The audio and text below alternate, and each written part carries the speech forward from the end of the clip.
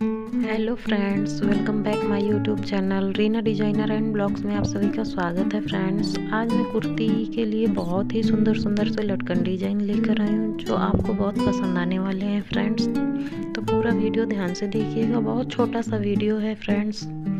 कोई ना कोई लटकन डिजाइन आपको ज़रूर पसंद आएगी। फ्रेंड्स, आप अपने टेलर से बनवा सकते हैं या फिर आपको अगर बनाना आता है तो आप खुद भी बना सकते हैं। फ्रेंड्स, कितनी भी सुंदर या फिर कितनी भी अच्छी कुर्ती हो, बिना लटकन के वो अधूरी लगती है। फ्रेंड्स, सिंपल सूट भी सिलवाते हैं और उसमें अच्छे से लटकन लगा देते हैं तो बहुत सुंदर से हमारी ड्रेस बनकर रेडी हो जाती है।